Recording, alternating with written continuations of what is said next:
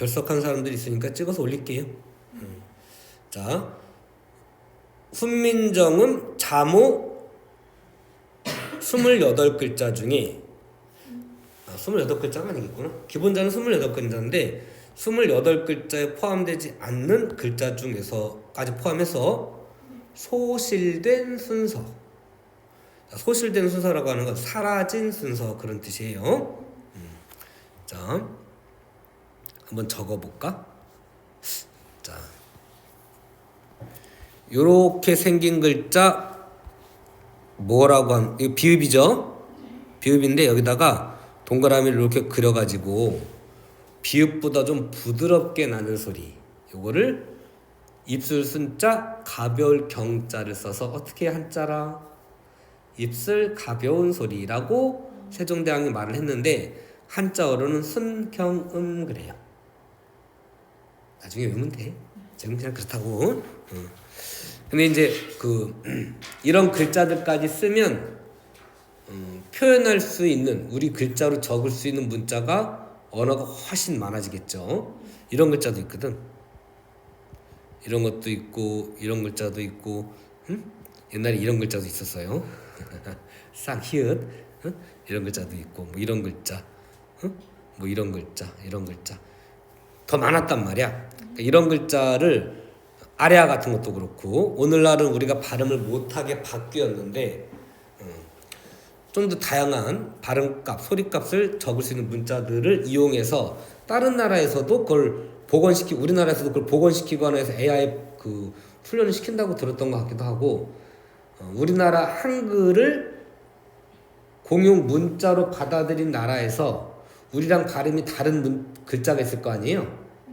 그런 거를 발음하기 위해서 몇 개를 복원해서 쓰고 있는 걸로 알고 있어요. 근데 우리는 정작 없어졌지.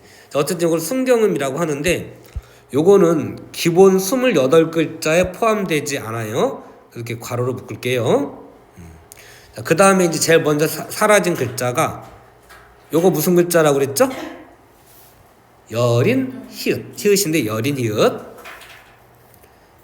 요거는 반치음. 그 다음에 요거를 옛 이응 또는 꼭지 이응. 요거는 아래 아 이렇게 해요. 자, 요거를 제가 고등학교 다닐 때 10원짜리를 가지고 산에 가서 사과를 사 먹었더니 씨만 남더라 이렇게 배웠었어요. 이게 서한샘 씨가 아마 했던 거, 누가 정확히 한지는 모르겠는데, 근데 이제 이게 이렇다. 시험을 보려고 하는데 10원짜리를 가지고 산에 가서 사과를 샀는지 사과를 사가지고 산에 갔는지 헷갈리는 거지. 안 헷갈릴까? 난 헷갈렸어요. 그래서 이거를 외우는 방법이 이렇게도 있어요. 두 가지인데, 얘는 기본자가 아니니까 밖에다 쓰고 10원짜리를 가지고 산에 가서 사과를 사 먹었더니 씨만 남더라. 이렇게 사람 얼굴처럼 보이지 않아? 그 다음에 이렇게 해도 돼요. 이렇게 하고 10원짜리를 가지고 산에 가서 사과를 사 먹었더니 씨만 남더라. 뭐 이렇게 해도 되고, 뭐 여기를 또 조그맣게 해가지고 이렇게 족두리처럼 이렇게 해가지고 이렇게 해도 되고. 응? 어느 게 외우기 쉽겠어? 남자 얼굴 비슷한 게 더 좋아? 여자 얼굴이 좋아? 어렵죠? 요거? 그래. 자, 이거는 이렇게 하면 평생 안 잊어먹는다. 이거 어떻게 잊어먹을 수가 있냐? 그죠? 붕어 대가리가 아닌 바에는 못 잊어먹지. 자, 잊어먹으면 붕어 대가리 되는 거예요. 자, 10원짜리 가지고 사과를 사 먹었더니 씨만 남더라 이렇게 되는데, 얘가 오늘날에는, 자, 순경음 비읍은 소리값이 없어지거나, 요건 여기 파이로 표시를 해요. 또는 오나 우로 바뀌었어요. 그 다음에 요거 세 개는 전부 다 재료값으로 바뀌었고요. 없어졌어요. 그 다음에 요거는 2단계에 걸쳐서 바뀌는데, 두 번째 글자, 맨 첫 번째 글자 말고 두 번째 글자에 오는 아래아는 으로 바뀌고, 그 다음에 첫 번째 오는 글자가 아로 나중에 바뀌고, 이렇게 바뀌었거든요. 그래서 한번 연습을 한번 해보면, 자, 요게 수능에 나왔던 거예요. 요렇게 생긴 글자가 있어. 그러면 일단 반치음이, 세모처럼 생긴 글자 반치음이 먼저 없어지죠. 그러면 요렇게 돼요. 이렇게. 그 다음에 두 번째 글자가 먼저 없어지는 거예요. 이렇게. 그 다음에 첫 번째 글자도 없어졌어. 그래서 오늘날 가을인 거예요. 그러니까 우리가 나중에 중세국어 15세기나 16세기 표기로 된 고전 시가나 소설 읽을 때, 소설은 그렇게 안 나와. 고전 시가가 옛날식 표기로 나올 때가 있는데, 이렇게 바꾸어서 읽으면 오늘날 우리가 발음하는 거랑 발음이 비슷하니까 그래도 좀 추론을 할 수 있어요. 됐죠? 그러면 요거 한번 바꿔보세요. 요거는 오늘날 뭘로 바뀌었겠어요? 한번 연습해볼까? 이거 뭘로 바뀌었겠어요? 마을. 마을. 요거는 나는. 할 수 있겠어? 이렇게 읽으면 오늘날 우리가 발음하는 거랑 비슷해요. 자, 그럼 이제 본문 한번 읽어볼게요. 자, 마더텅 뿌리 깊은 중학국어 독해력 2단계 1주차 3회 독서 2예요. 자, 페이지로는 16쪽, 17쪽이고, 자, 가볼게요. 자, 목표 시간 12분 그랬는데, 이렇게 읽으려고 노력은 하시고, 근데 이게 한 지문 중요한 게 아니고, 어떤 학생은 인문지문에 강한 학생들이 있고, 문과생들은 인문지문에 비교적 강하죠. 이 학생들은 뭐 철학 이런 것들도 배우니까 이과생들은 어려워할 수도 있어요. 거꾸로 과학기술 지문 이런 것들은 이과생들은 선택 과목이 있을 수 있잖아. 뭐 화학이라든가 물리라든가. 과학 시간에 배운 게 그대로 지문에 나오면 거의 뭐 안 읽고 문제를 풀 수 있을 정도예요. 굉장히 빠르게 풀겠죠?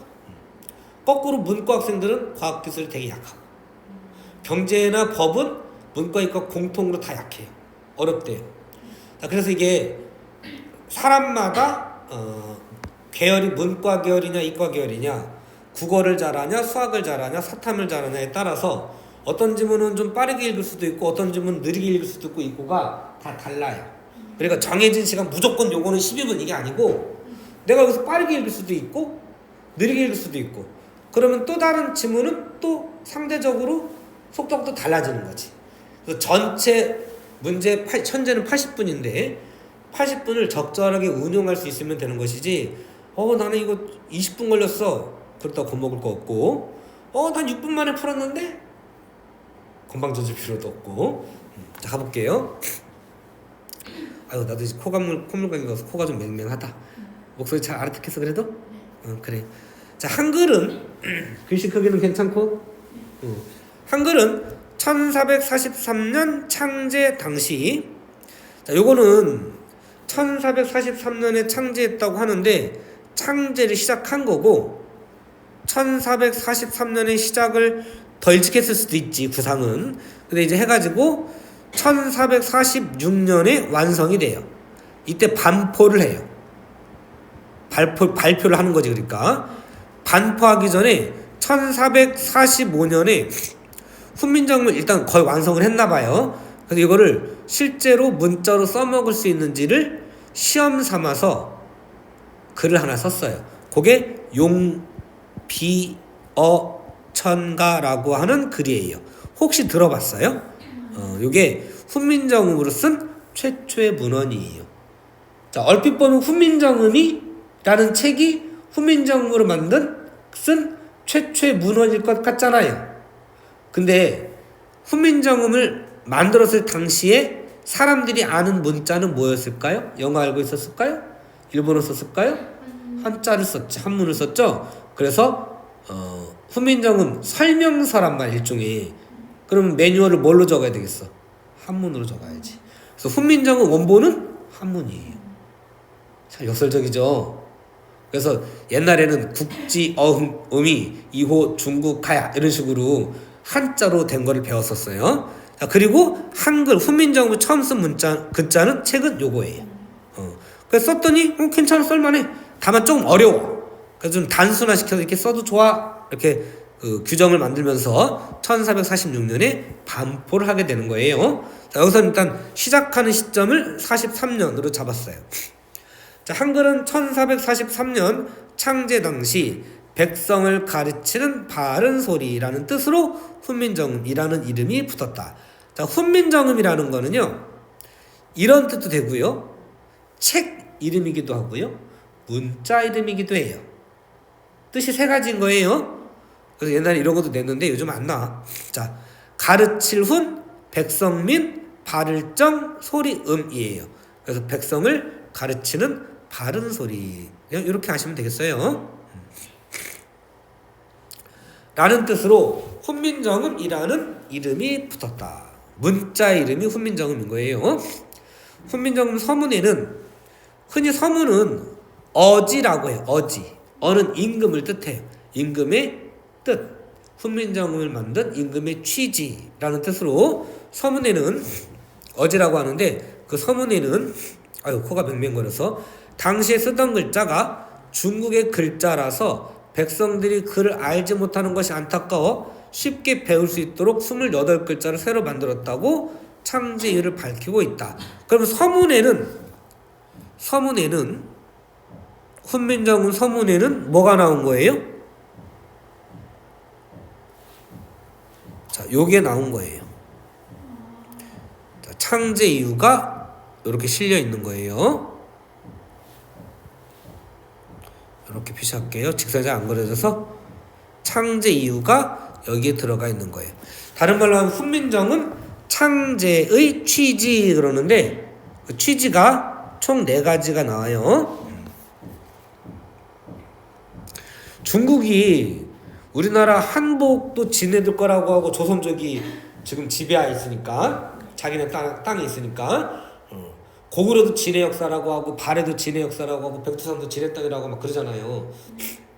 자, 훈민정음도 지네 글자 지들이 만들었다고 막 그랬거든요. 근데 훈민정음이 세종대왕이 훈민정음을 쓰고 그 책이 쭉 전해져 온 게 아니에요. 없어졌었어요. 훈민정음이라고 하는 책을 썼다는 얘기는 여기저기 있는데 없는 거예요, 책이. 그래서 쪽발이가 일본 놈들이 훈민정음을 뭐 보고 만들었냐?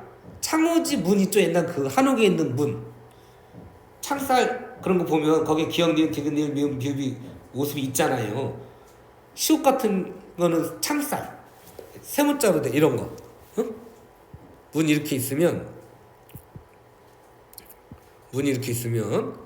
여기에 이렇게 된 거, 이런 거 있잖아. 이런 거 보고 만들었다고 하고, 이응은 손잡이 보고 만들었다고, 개새끼들이지. 제가 이거 초등학교 4학년 때 들은 얘기. 그래서 그런 줄 알았어요. 아니면 그냥 웃고 지나갔던가? 이랬던 것 같아요. 근데 나중에 이제 국어국문학과니까 훈민정음을 따로 배운단 말이에요. 배웠더니 이게 실제로 일본 이론 중에 있어요. 이런 걸 식민사관이라고 해요. 조선진, 니들이 무슨 창의성이 있어. 니들은 창의성 없어. 우리의 도움을 받아야 돼. 우리가 다스려 줄게, 보호해 줄게. 그게 식민사관이에요. 자, 그랬던 건데, 자, 그게 제가 뭐 일제치하 때 살았던 사람은 아니잖아요. 근데 일제치하 때 배웠던 사람이 해방 직후의 사람들도 가르치고, 그 사람들이 또 밑에 가르치고, 그렇게 해서 배웠던 거라서 잘못된 이론이 쭉 이어지고 있었던 거예요. 지금도 극복이 안 됐어요, 사실은. 자, 그런 식으로 중국도 훈민정음을 지들이 만들었다고 그랬어요. 자, 그러다가 이 양반이 누구더라? 전영필이라는 사람이 있어요. 전영필이라는 사람이 어디선가 훈민정음이 발견되었다는 소식을 들은 거예요. 혹시 들은 적 있어요? 배웠어요? 부랴부랴 갔더니 건물 한 채 값을 내라고 하는 거예요.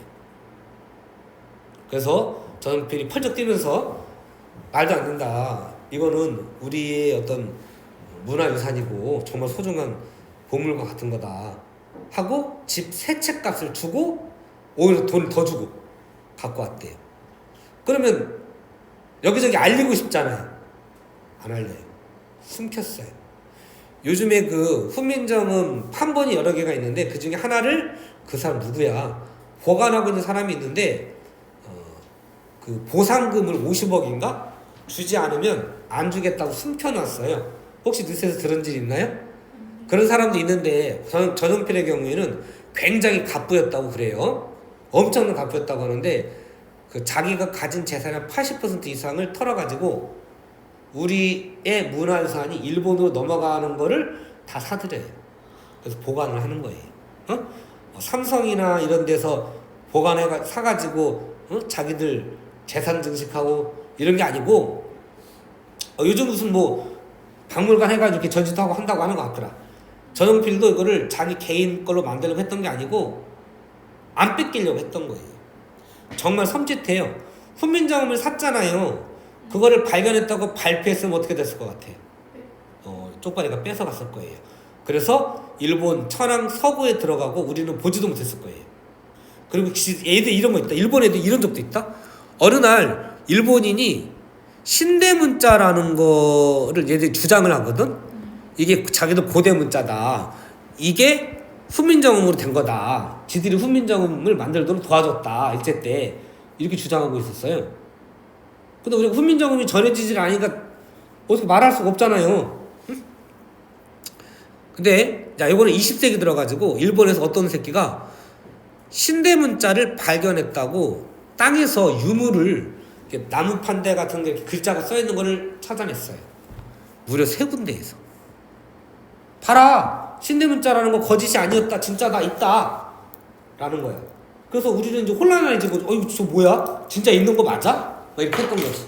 근데 그 일본인 학자의 제자가 양심선언을 했어요. 저거 사실은 10년 전에 우리 교수가 3군데 갔다가 땅에 묻어놓은 거다. 그리고 10년 후에 꺼내면서 마치 발견한 것처럼 발굴한 것처럼 한 거다라고 양심선언을 했어요. 그래서 넘어간 일이 있어요. 얘들은 학자도 아니죠. 이런 것도 있다. 일본 애들 그러니까 개새끼들이야. 일본 좋아해? 자, 고려청자를 자 임진왜란 때 우리나라 도공들을 다 잡아갔어 이 새끼들이. 걔들은 유약을 바르는 기술 이런 게 별로 없었단 말이에요. 그 유약 청자 만들고 이런 게 굉장히 고급 기술인 거예요.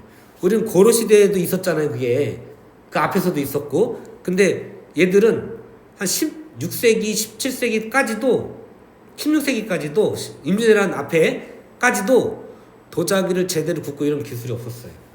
그래서 걔들은 그게 우리가 일상생활에 쓰는 막사발, 밥그릇 이런 게 그 나라로 가면 찌그러진 것도 보물급이에요. 실제로 보물로 취급받아요. 어느 날 일본인 그 도공이 고려청자의 그 신비로운 빛깔을 재현해내었다 라고 막 발표해가지고 대서특필이 된 적이 있어요. 우리 또 야 대단하다 또 그랬지. 근데 알고 봐 이 새끼들 진짜 멍청한 새끼인지. 응? 밑에를 뒤집어 보니까 여기에 우리나라 누가 만들었다고 써 있는 거예요. 멍청한 새끼 아니냐? 갈아버리든가 이걸 차라리. 그지? 이 새끼들이 이래. 이놈들이 장인정신이니 무슨 뭐 어쩌고저쩌고 하지? 미래이냐? 걔들은 15, 16세기까지도 다 원숭이같이 살았어요. 왕하고 신하하고 빨가벗고 팬티 입고. 걔들은 팬티도 아니죠. 기집들 다 20, 30명 들어가가지고 난교하고 막 이랬던 애들이에요. 상상이 안 되죠? 자, 이상한 쪽으로 갔다. 중국 애들이 있는데, 자, 중국도 훈민정음을 지들이 만들었다 이렇게 했는데 훈민정음이 전해지지 않으니까 우리는 몰랐잖아. 근데 다행히 전용필이 그걸 구했고 해방이 된 이후에 발표를 했어요. 그래서 훈민정음을 봤더니 중국말과 우리말이 달라서 우리만의 문자를 만들었다라고 이유가 밝혀져 있는 거예요. 그리고 발음기관을 본따서 만들었다. 천지 삼재를 본딴 다음에 음약 오행설에 따라서 합쳐가지고 만들었다. 이런 글자를 만든 원리, 소리값 어떻게 읽는 이런 원리가 다 들어가 있는 거예요. 그래서 드디어 이제 우리가 알게 된 거지. 응? 그래서 전 세계적으로 누가 언제 어떤 의도로 만들었는지, 글자가 어디서 발음되는지, 소리값은 어떤지, 가 이런 걸 자질이라고 그래요. 그 자질적 요소를 문자 안에서 읽어낼 수 있어. 이런 문자를 자질 문자라고 그래. 아직 좀 관심이 없구나. 내가 아무래도 좀 국문과라서기라기보다는 이제 지은이는 아직은 괜찮지만, 아직은 잘 모르겠지만 나이가 이렇게 들어가면서 일본인에 대해서 객관적으로 중립적인 자세가 될 수도 있고요, 극혐이 될 수도 있고요, 친일이 될 수도 있고요. 그럼 모르겠어요, 어떻게 될지는. 근데 우리가 어떤 사람을 믿고 있다가 배신을 했어. 그 사람이 나를 열받겠죠. 그냥 한 번은 봐줬어. 앞으로 그러지 마. 봐줬어. 한 10년 전 지나 또 결정적인 배신을 했어. 내 등에 뒤에 칼을 꽂았어. 응? 간신히 내가 살았어. 근데 실수라고 막 하길래 그래 알았어 봐줄게. 또 봐줬어. 또 10년쯤 있다가 이번에는 목을 겨눴어. 걔를 용서할 수 있겠어요? 일본이 1000년 동안 그랬어요 우리한테. 중국도 그랬고요. 그래서 어렸을 때는 역사를 잘 모르고 이럴 때는 뭐 중국 좋고 일본도 좋고 사람마다 다른 거니까 사람은 다 따로따로 대하고 이렇게 해야죠. 역사는 역사고 과거는 과거고 이렇게 생각할 수 있잖아요. 굉장히 중립적이고 객관적인 말처럼 보이지만 민족성이 어디 안 가요. 응? 그 세계대전 끝나고 원폭 터지고 천황 죽었을 때 일본인 전 국민이 다 고개를 숙였다라는 거 아니에요? 그러니까 어떤 한 명이 착하다? 그건 오히려 극소수예요. 그럴 수 있어요. 자, 제가 일본 되게 싫어해서 그런 것 같아요. 자, 여기는 이제 자 그렇게 믿을 필요는 없고 그건 이제 본인 살면서 확인해 가면 되는 거예요. 자, 창지를 밝히고 있어요. 자, 그런데 이 서문을 보고 있으면 28자에서 이거 공개는 못하겠다. 개별적으로 보내줘야겠다. 자, 28자에서 어딘가 어색함을 느끼게 된다. 지금 우리가 쓰는 한글의 기본 글자는 자음 14글자, 모음 10자로 총 24자인데 즉 이렇게 나가면 앞에 거랑 같은 뜻이에요. 요거를 상술이라고 그래요. 앞에 내용을 다시 한번 흡수한다 그런 뜻이에요. 앞에 거가 정확하게 이해되면 뒤에 거는 안 읽어도 상관없어요. 자, 4개의 글자가 사라졌어요. 그 4개의 글자가 각각 여린 히읗, 반치음 이런 말 안 써요. 내가 모르는 거, 내가 무식한 건가? 대니응 이러면 안 써요. 자, 여린 이읒, 반치음, 옛 이응, 아래야. 여기 4글자가 없어졌어요. 사실은 더 없어졌어요. 더 없어졌는데 이런 글자도 있었잖아요, 아까. 이건 이제 기본자가 아니라서 뺀 거예요. 가장 먼저 사라진 글자는 여린 이읒이다. 아까 10원짜리를 가지고 산에 가서 사과를 사면 10만 원 따로 했잖아요. 요걸 이렇게 바꿔서 말하는 사람도 있긴 한데 일단 여린 이읒이 먼저 없어졌어요. 여린 이읒은 15세기 중엽 세조 때 사라진 것으로 알려져 있다. 글자가 생긴 지 100년도 못 가. 이때 지 이런 건 의존 명사예요. 띄었었어요. 100년도 못 가 사라진 이유는 당시에 제한적으로 쓰였기 때문이다. 많이 안 쓰인 글자였던 거야. 여린 이읒은 혼자서는 쓰이지 않고 주로 된소리를 표시하거나 사이소리 표기 등으로만 쓰였다.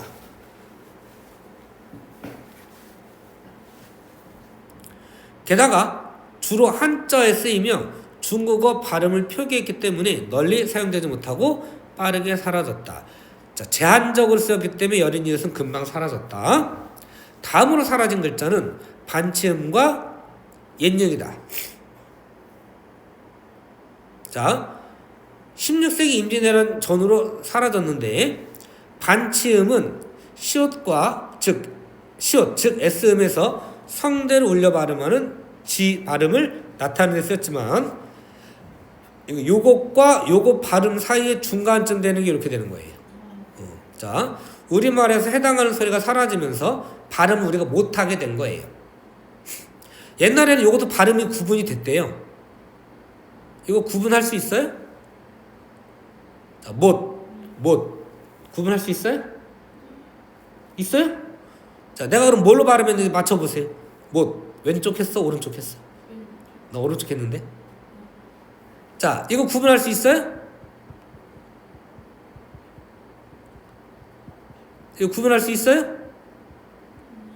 안 되잖아요. 옛날에 15세기 이게 구분이 됐대요. 어? 근데 오늘날 발음을 못하게 된 거죠. 마찬가지로 이것도 우리가 지금은 발음을 못하게 된 거예요. 우리말에서 해당하는 소리가 사라지면서 이게 요번 수능에 나왔어요. 형태만 바뀌었는지 소리만 바뀌었는지 이게 나왔어요. 마침 딱 연결이 되네요. 이응이나 시옷으로 표기되었다. 그러니까 소리값이 없어진 걸로 표시하거나 아예 시옷으로 바꿔서 표기하거나. 옛 이응은 글자는 사라졌지만 다른 글자와 다르게 현대에도 음가가 살아있다. 다만 받침에만 살아있어요. 받침으로 오는 끝소리 이응의 발음이 바로 그것이다. 근데 우리 요 글자하고 요 글자가 시각적으로 구분이 돼요? 조금 튀어나오긴 했는데 안 되죠, 잘. 나중에 시험 볼 때는 그래서 좀 외우고 있어야 돼. 자, 처음에는 초성에도 쓰였지만 초성에도 소리값이 있었다 없었다? 있었다. 그러다가 초성에는 제로만 쓰이고 옛 니은이 결국 끝소리에만 쓰이게 되었다. 요거는 이제 나중에 학년 올라가서 배우자. 첫 소리 옛 니은이 쓰이면 뭐 여러 가지 용법이 있는데 대표적인 게 상대 높임법 하십시오체를 쓸 때 쓰는 경우가 있어요. 요거 아직 몰라도 좋아요. 사라진 글자 중 유일한 모음인 아래 안은 20세기까지 가장 오래 사용되었다. 이거 제가 연구실에 있을 때, 인문과학 연구소에 있을 때 국가에서 국가 사전을 만들자고 해가지고 사전 편찬 사업을 진행을 했었어요. 그 당시까지, 그러니까 94, 5년 그때쯤이죠. 국가에서 만든 사전이 없었어요. 이희승 사전 이런 식으로 특정 박사가 만든 사전이 있는데 나라에서 만든 사전이 없었어요. 굉장히 창피한 일이죠. 독일이나 프랑스나 이런 데는 어디가 100년이고 어디가 200년이 헷갈리는데 사전 편찬 작업에만 100년에서 200년 걸렸대요. 그러니까 전국 각지에 있는 말들을 다 끌어모은 거예요. 근데 우리는 일제 때 우리말을 말살하려고 쪽발이가 그랬잖아요. 그래서 그때 우리말 사전을 만들려고 노력을 했었긴 했는데 국가적 차원에서 할 수가 없었던 거죠. 말모이인가? 난 영화 못 봤는데 말모이 사전인가 하여튼 뭐 그런 거 있었잖아요. 그러다가 90년대 후반에 와서야 중후반에 와서야 우리가 좀 어느 정도 사회적으로 안정이 되고 먹고 살만해지고 이래서 쓸 때 우리도 사전 만들어야 된다. 국가 사전을 그래서 만든 게 한국문화종합대사전이에요.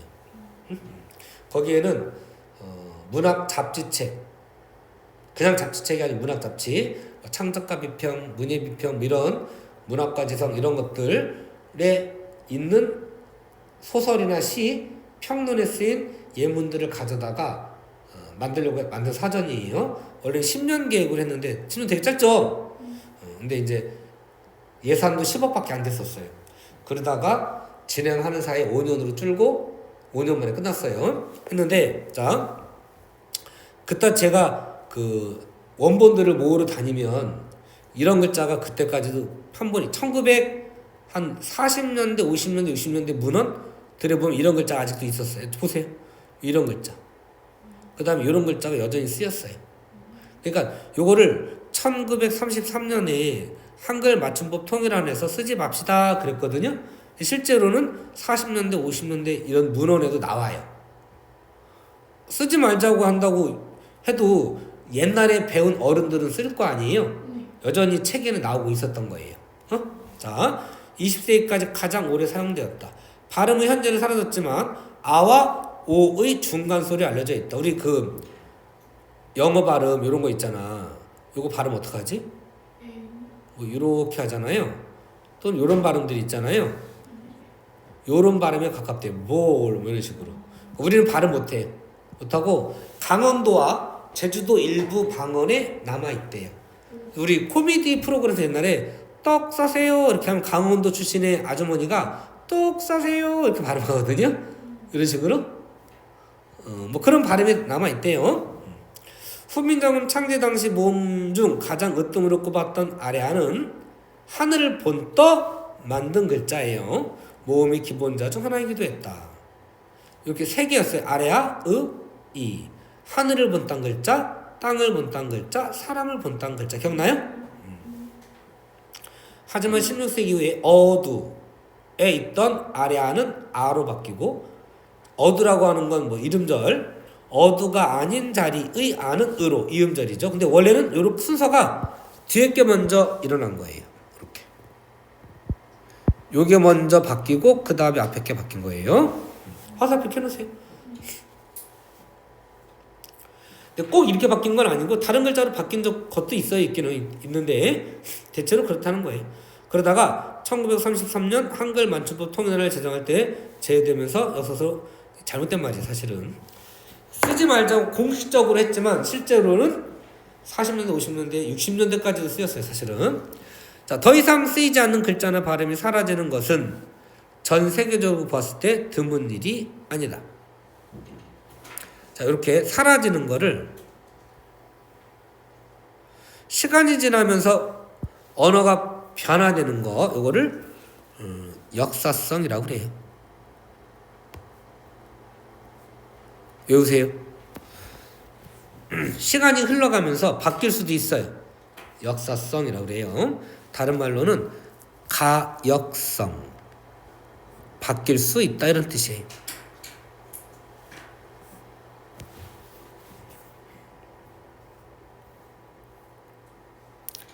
점점 바뀌어가는 사람들의 언어에 적합하지 않은 글자들은 자연적으로 소멸하게 되기 때문이다. 여기에 한글 맞춤법 통일한 제정 당시 훈민정음 해례본이 없었던 것도 4개의 글자가 사라지게 된 이유로 들 수 있다. 해례본이 그렇지. 33년이니까 훈민정음이 만들어진 원리를 담고 있는 훈민정음 해례본은 사라졌다가 1940년에서야 발견되었다.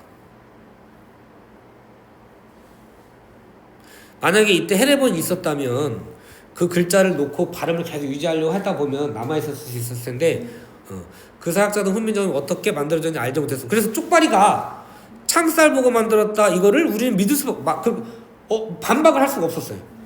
여기 식민사관이 짜증나니 그걸 이거 우리에게 이론 아니에요.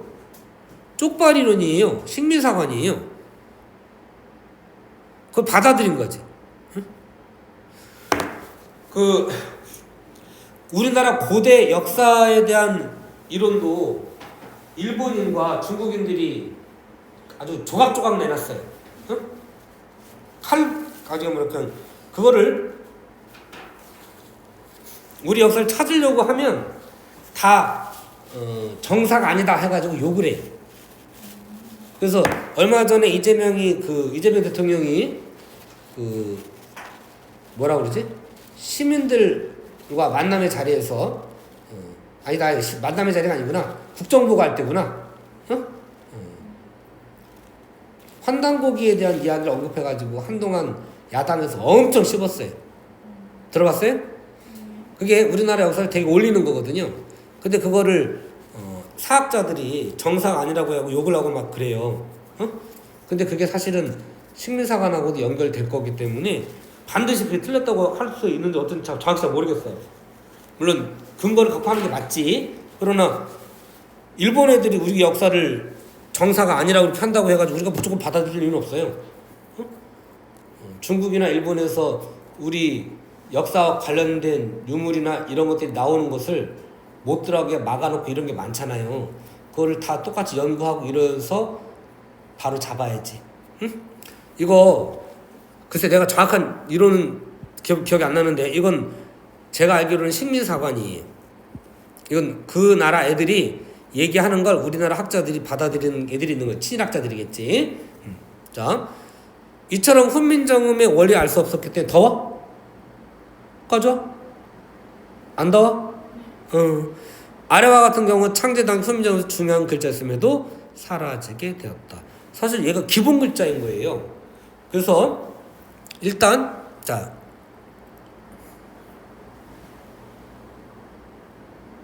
얘가 양성 모음이에요.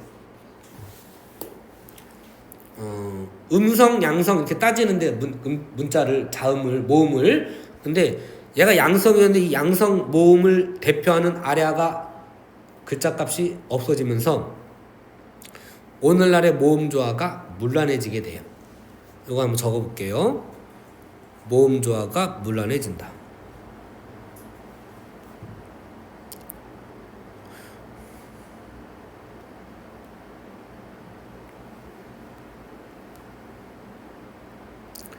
잠깐 시간 드릴 테니까 문제 풀어보세요. 썼어요?